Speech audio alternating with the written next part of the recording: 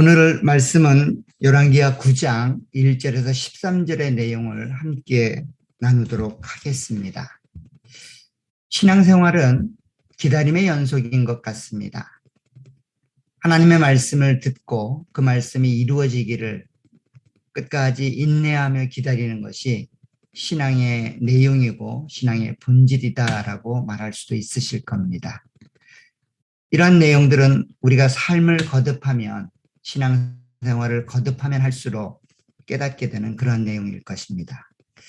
하나님의 사랑을 깨닫고 처음에는 열심을 갖고 하나님의 뜻을 이루는데 우리의 마음과 생각을 집중하며 때로는 그 하나님의 뜻이 이루어지는 것을 통해 우리의 믿음과 신앙이 견고해지고 단단해지고 또 성장해가는 것들도 경험하지만 항상 그런 것만이 아니다라고 하는 것들은 신앙생활을 거듭해 보면 알 수 있습니다. 그러한 하나님의 뜻이 이루어지는 일들을 통해 우리의 믿음과 신앙이 자라가기도 하지만 때로는 그 하나님의 뜻과 약속을 기다리며 인내하는 것이 오히려 우리의 믿음과 신앙을 더 돈독히 하고 더 견고하게 만들어주는 그러한 내용이다라고 하는 것들을 보게 됩니다. 오늘 본문에서도 이와 같은 하나님의 약속, 하나님의 뜻이 오랜 시간을 두고 반드시 이루어지는 내용들을 우리 가운데 소개해주고 있습니다. 그 하나님의 뜻이 이루어지고 약속이 이루어지는 내용을 통해서 우리 가운데 약속해 주신 하나님의 말씀이 반드시 이루어진다라고 하는 하나님의 귀한 내용들을 함께 나누도록 하겠습니다.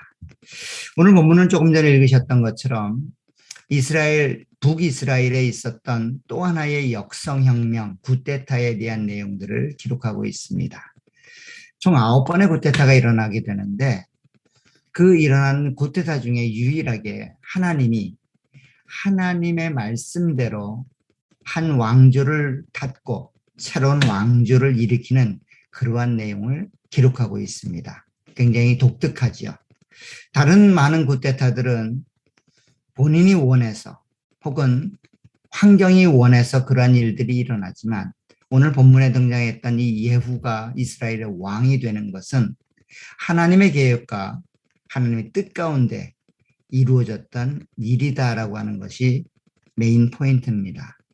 어쩌면 일순간의 상황의 변화나 사람들의 마음을 따라서 이루어졌다라기보다는 오랜 기간 동안 하나님이 말씀하시고 그 말씀하신 내용을 하나님의 선지자를 통해 이루어가는 과정 속에 하나님의 뜻이 이루어진다라고 하는 것들을 보게 되어집니다.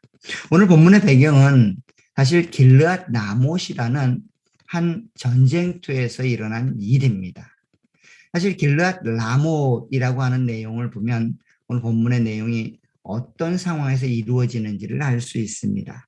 자, 9장 1절 하반절을 보면 엘리사의 선지자의 생도에게 엘리사가 이렇게 말합니다. 이르되 너는 허리를 동이고 이 기름병을 손에 가지고 길르앗 라못으로 가라라고 말을 합니다. 그리고 이 선지자의 생도였던 이름 없는 선지자는 그 엘리사의 뜻을 이루기 위하여 실제로 길르앗 라못으로 갔다라고 이야기합니다. 4절에 보시면 그 청년 곧 그 선지자의 청년이 길르앗 라못으로 가니라. 즉 길르앗 라못에서 이 모든 일들이 이루어지고 있고 또 이 모든 일들이 실현되고 있는 것들을 보게 됩니다. 사실 길르앗 라못은 아람 왕이었던 하사엘 그와 그 군대를 대적하기 위하여 이스라엘 군대와 남유다 군대가 연합군을 형성하여 전쟁을 하던 곳입니다. 그곳에서 이스라엘의 왕이었던 여호람은 깊은 상처를 받고 돌아왔습니다. 이런 내용은 우리가 8장 28절에 이렇게 표현되고 있는 것을 알 수 있습니다. 그가 아합의 아들 요람과 함께 길르앗 라못으로 가서 아람 왕 하사엘과 더불어 싸우더니 아람 사람들이 요람에게 부상을 입힌지라. 요람 왕이 아람 왕 하사엘과 싸울 때에 라마에서 아람 사람에게 당한 부상을 치료하려 하여 이스라엘로 돌아왔더라. 결국 길르앗 라못에서 국가적인 전쟁을 감당하고 있었고, 그곳에서 자신들의 왕이었던 요람이 부상을 심하게 당해 그 길로 돌아간 그런 상황입니다. 사실 길르앗 라못에는 더 이상 왕이 존재하지 않습니다. 존재하지 않지만 왕의 명령을 따라 전쟁을 치르고 있는 군사들이 대치된 상황에 있는 그러한 곳입니다. 굉장히 삼엄했을 것이고 긴장감이 고조될 만한 그런 상황이었을 겁니다. 더더욱 왕이 부상을 당해 그렇게 돌아간 상태 속에 이스라엘 진영 안에서의 분위기는 더더욱 험악했을 것이고 힘들었을 상황입니다. 이런 상황에서 엘리사라고 하는 시대의 선지자가 자신의 생도 가운데 한 사람인 이름 없는 선지자를 보내어 하나님의 일들을 감당하고 있습니다. 그 이름 없는 선지자 감당할 일은 무엇인가 하면 부상당하여 이스라엘로 돌아갔던 그 요람을 대신하여 예후를 기름 부어 왕으로 삼으라는 겁니다. 사실 쉽지 않은 상황이죠. 아마도 모두가 다 왕이 혹시 죽지는 않는가라고 하는 그런 긴장감과 그런 어떤 하나님 안에서의 귀한 내용들을 발견하기보다는 국가적인 위협 속에서 이 상황을 맞닥뜨리고 있는데, 그곳에 가서 한 군대 장관을 세워 기름을 붓고 요람을 대신하여 왕으로 세우라는 이 사명, 참으로 쉽지 않죠. 이런 내용은 사실 2절에 가면 이렇게 나와 있습니다. 엘리사가 엘리사의 생도에게 이렇게 말을 합니다. 거기에 이르거든, 즉 길르앗 라못에 이르거든, 님시의 손자 여호사밧의 아들 예후를 찾아 들어가서 그의 형제 등에서 일어나게 하고 그를 데리고 골방으로 들어가 기름병을 가지고 그의 머리에 부으며 이르기를, 여호와의 말씀이 내가 내게 기름을 부어 이스라엘 왕으로 삼노라 하셨느니라 하고 곧 문을 열고 도망하게 지체하지 말지니라 하니.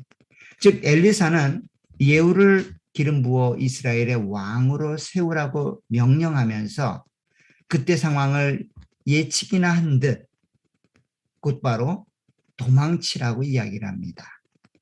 굉장히 특이한 것은 국가적인 중요한 일이고 하나님의 뜻을 실행하는 굉장히 엄중하고 영광스러운 일임에도 불구하고 마치 도망치듯 쫓기듯 그 일들을 감당할 것을 이야기합니다. 사실 이런 모습은 그 상황이 얼마나 긴박하고 어려웠는가라고 하는 것들을 짐작하기 충분할 겁니다.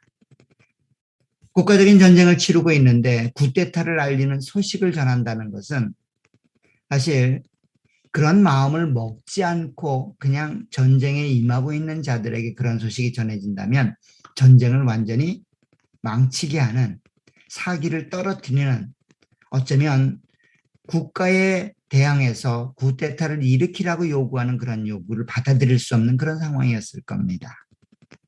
그런 사람들에게 적으로 혹은 나라를 공격하는 그런 모습으로 오인받아 생명을 잃을 수도 있는 그런 상황이었을 겁니다. 그래서 어쩌면 이 선지자의 행도가 곧바로 그 일을 행하고 도망치듯 그 자리를 나와야 될 그런 상황이 있었는지도 모르겠습니다. 어쨌든 이런 일들을 선지자의 생도, 이 이름 없는 선지자는 그대로 시행을 합니다. 오늘 5절에 가보면 엘리사의 생도가 이렇게 행동합니다. 그가 이르러 보니, 즉 이름 없는 선지자가 이르러 보니 군대 장관들이 앉아 있는지라 소년이 이르되, 장관이여 내가 당신에게 할 말이 있나이다. 예후가 이르되, 우리 모든 사람 중에 누구에게 하려느냐 하니 이르되, 장관이여 당신에게니이다 하는지라. 사실 이 이름 없는 선지자가 이 예후를 정확히 알고 있습니다. 이 이름 없는 선지자에 대한 장관들의 인식도 분명했을 겁니다. 그러나 본문에서는 이 이름 없는 선지자를 소년이라고 부릅니다. 더 나아가서는 그 소년, 즉 이름 없는 선지자를 하찮은 존재로 보고 있는 것이 뒤에 가면 나옵니다. 특별히 11절에 가보면 그 소년에 대한 평으로 같이 있던 예후의 지휘관들 혹은 부하들이 이렇게 이야기를 합니다. 11절에 보세요. 예후가 나와서 그의 주인의 신복들에게 이르니 한 사람이 그에게 묻되 평안하냐? 그 미친 자가 무슨 까닭으로 그들에게 왔느냐? 사실 이 소년, 이름 없는 선지자의 생도에게 미친 자라고 표현하고 있는 것처럼 어쩌면 이 상황에 맞지 않는 손님이 찾아온 것이고 그 손님이 무슨 연유로 왔는지를 묻고 있는 모습을 통해 보게 됩니다. 그 상황이 참으로 쉽지 않은 그런 상황임에도 불구하고 선지자의 이름 없는 생도는 그 일을 감당하고 있고 예후는 그 일에 초청받고 있는 것을 보게 됩니다. 그래서 오늘 5절에 가보면 6절에 가보면 이제 예후가 일어나 그 골방 즉 빈 방으로 들어가게 됩니다.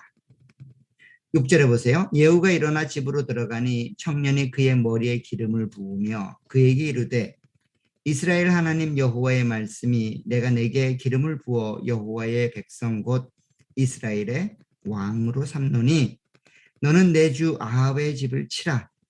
내가 나의 종 곧 선지자들의 피와 여호와의 종들의 피를 이세벨에게 갚아주리라. 아합의 온 집이 멸망하리니 이스라엘 중에 매인자나 노인자나 아합에게 속한 모든 남자는 내가 다 멸절하되 아합의 집을 느바세 아들 여로보암의 집과 같게 하며 또 아히야의 아들 바하사의 집과 같게 할지니라. 이스라엘 지방에서 개들이 이세벨을 먹으리니 그가 장사할 사람이 없으리라 하셨느니라 하고 곧 문을 열고 도망하니라.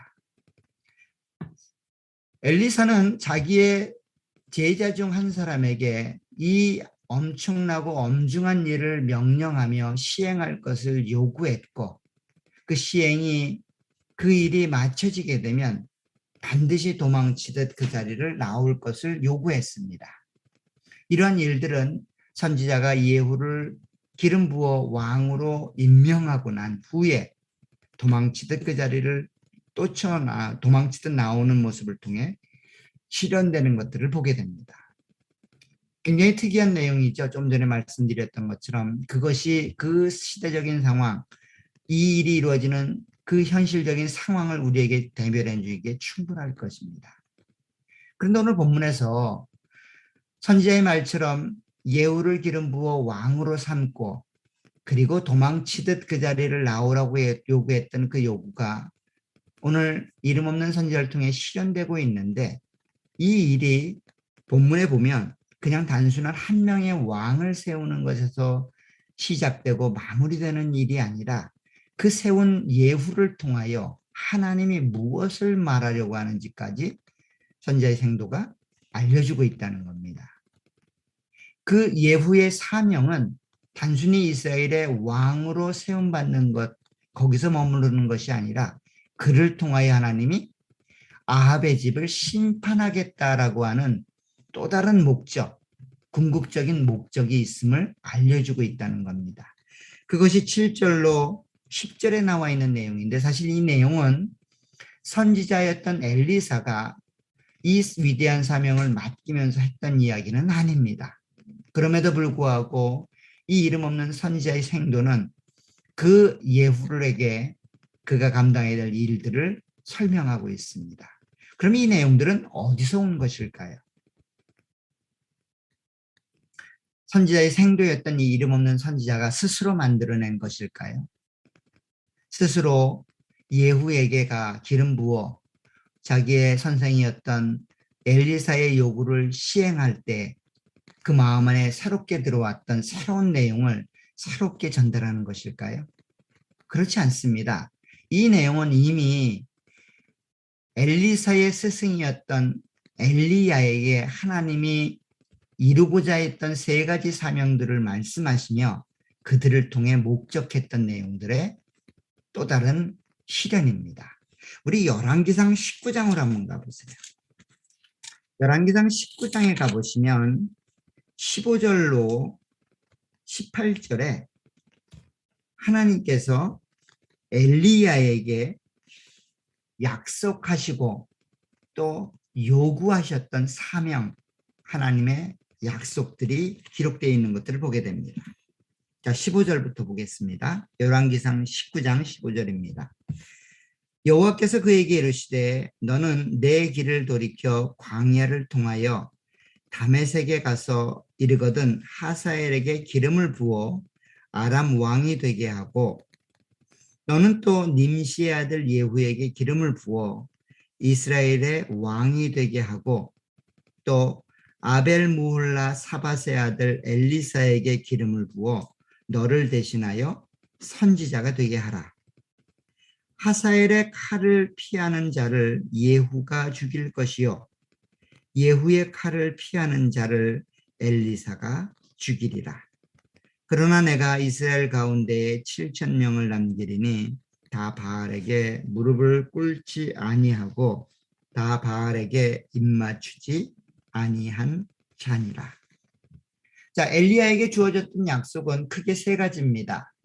아람에게 왕을 새롭게 하사엘을 세우라는 일이었고 또 하나는 이스라엘에게 예후라는 사람을 통해 왕위를 계승하게 하라는 요구였습니다.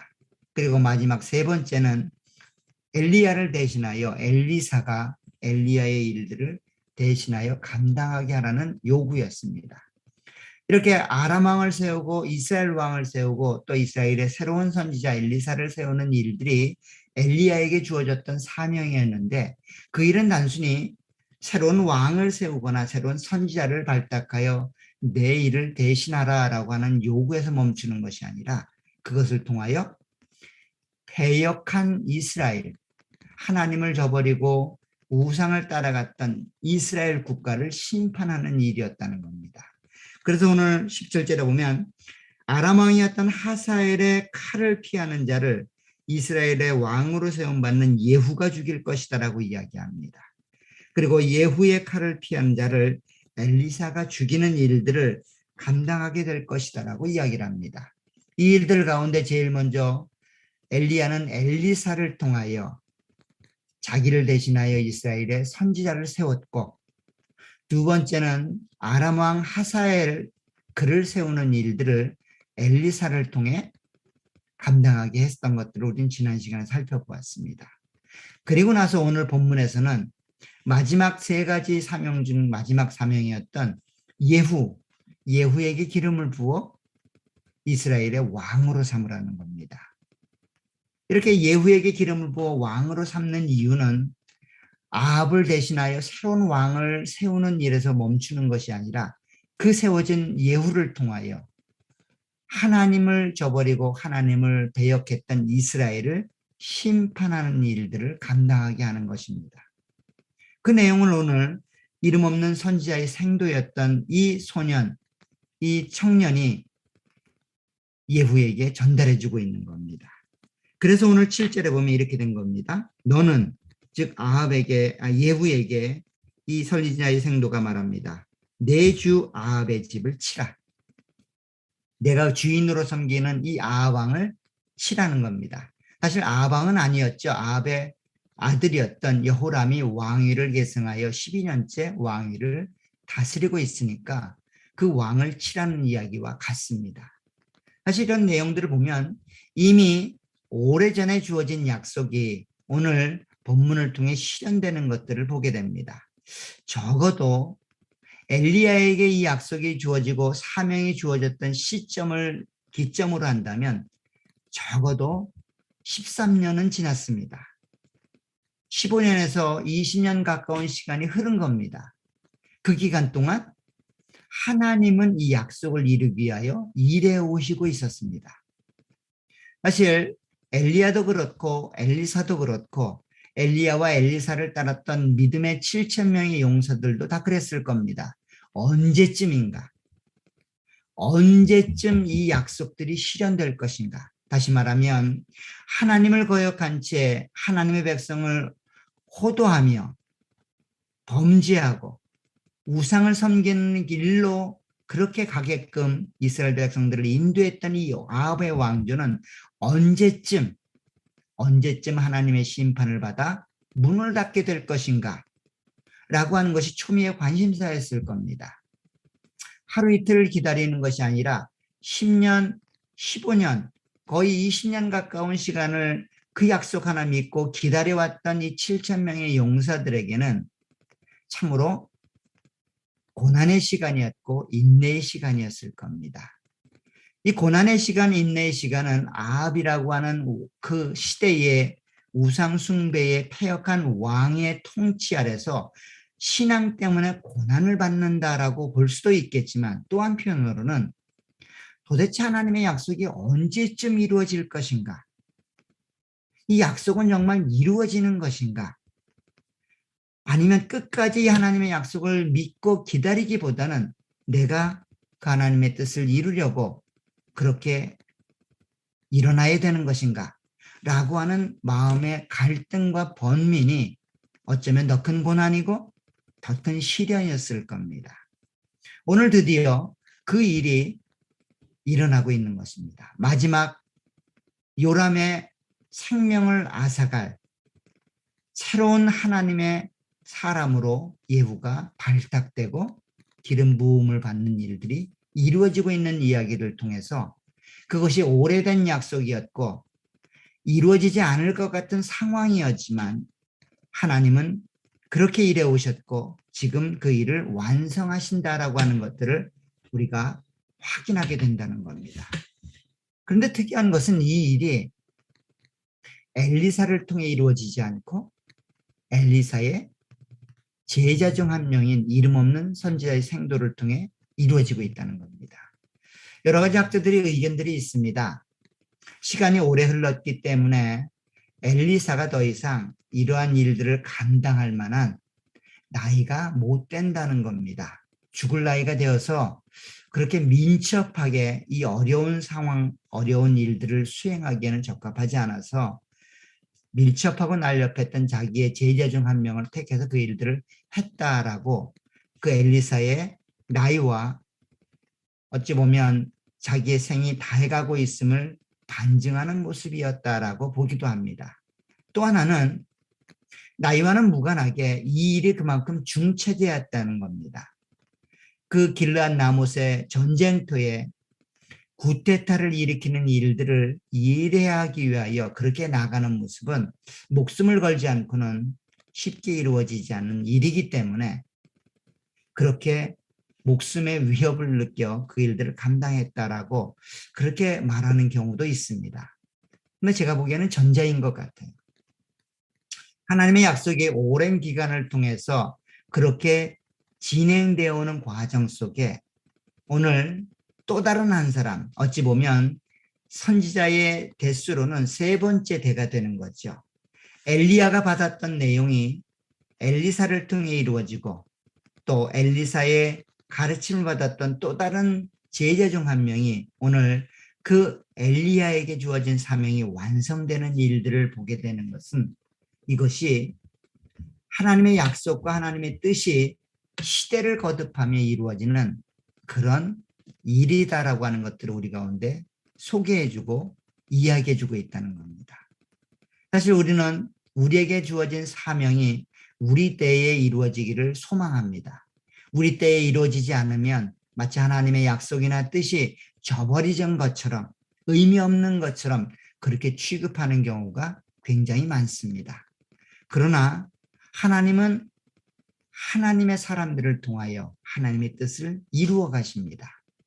때로는 내가 아닌 내 후대에, 내 후대도 2대, 3대가 아닌 10대 혹은 20대의 뒤에 이어 이 모든 일들을 이루어 가신다는 겁니다. 중요한 내용은 그 일을 이루는 대상, 인간이 중요한 것이 아니라 그 일을 사람을 통해 이루어 가시는 하나님이 더 중요하다는 겁니다. 하나님이 선지자 엘리야를 통하여 약속을 갖게 하셨고 사명을 받게 하셨고 그 받은 사명과 약속을 이루는 일들은 엘리야가 아니라 자기가 세운 엘리사를 통해 그리고 엘리사의 제자를 통해 시대를 거듭하고 대수를 거듭하며 그렇게 이루어 나가는 모습을 우리 가운데 보여주고 있다는 겁니다. 이것이 우리가 배워야 될 내용이고 이것이 우리의 신앙과 우리의 자리에서 우리의 가정과 교회 안에서 반드시 기억해야 될 내용일 것입니다. 하나님은 우리에게 약속해 주십니다. 그리고 그 약속을 친히 이루어 가십니다. 그러나 우리의 눈은 그것을 볼 수 없을 때도 굉장히 많다는 사실을 기억하시길 간절히 부탁드립니다. 우리 가운데 일어나는 많은 일들, 하나님의 은혜라고 그렇게 이름 붙일 만한 많은 이야기들이 아마 개인의 인생 속에서, 가정의 역사 속에서, 교회의 일들 속에서 많이들 맞닥뜨리고 또 은혜로 받는 경우가 굉장히 많으실 겁니다. 그런데 그 모든 일들 가운데 내가 시작해서 내가 이룬 일들은 몇 가지나 될까요? 아마도 그리 많지 않을 겁니다. 이름도 없이 기억도 하지 못하는 때에 그 일이 시작되었고 그 일이 대를 거듭하여 내가 살아간 이 순간, 내가 생활하는 이 환경 속에서 열매 맺는 경우가 굉장히 많다는 겁니다. 그 일은 내가 시작하지 않았음에도 불구하고 나를 통하여 그 일이 열매 맺는 경우가 굉장히 많다는 겁니다. 나의 조상들이 혹은 나의 선대의 믿음의 사람들이 혹은 나보다 앞선 어떤 누군가의 수고와 노력을 통해 그 일들이 이루어지고 지금 돼서 열매를 맺는 경우를 굉장히 많이 본다는 겁니다.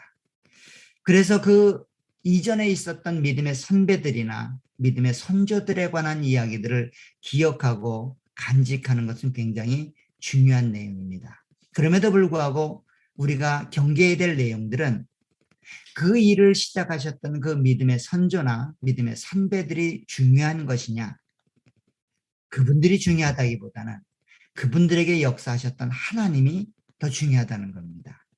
하나님이 목적을 가지고 그들에게 약속을 주셨고 하나님이 그 약속을 이루기 위하여 신실하게 지금까지 일해오셨다는 겁니다. 그 내용을 오늘 본문을 통해 우리가 기억해야 된다는 사실입니다. 엘리야에게 주어졌던 어쩌면 15년, 20년 전에 약속된 그 약속은 그 아합의 왕조가 두 명의 왕을 거쳐가며 마치 이루어지지 않는 것처럼 그렇게 이해가 됐을 겁니다. 특별히 바알에게 무릎 꿇지 않았던 7천 명의 믿음의 사람들에게는 그 지난 15년의 시간들은 굉장히 고난의 시간이었을 겁니다. 하나님의 약속이 이루어지기만을 기대하며 인내하는 그 고난의 시간이 그들에게는 힘들고 어려운 시간이었을 겁니다. 그럼에도 불구하고 오늘 본문이 그 역사가 열매 맺는 것들을 우리 가운데 소개하고 있습니다. 하나님의 약속은 이처럼 분명하게 우리 가운데 이루어집니다. 실현됩니다. 성취됩니다. 시간이 문제이지 반드시 이루어지게 되어 있습니다. 이런 하나님의 약속은 2000년 전 예수 그리스도의 오심을 통해 더 확실하게 우리 가운데 이해가 됩니다. 예수님 즉 메시아를 보내주시겠다라고 했던 약속은 이미 인류의 시작이었던 아담과 하와 때 주어진 약속입니다.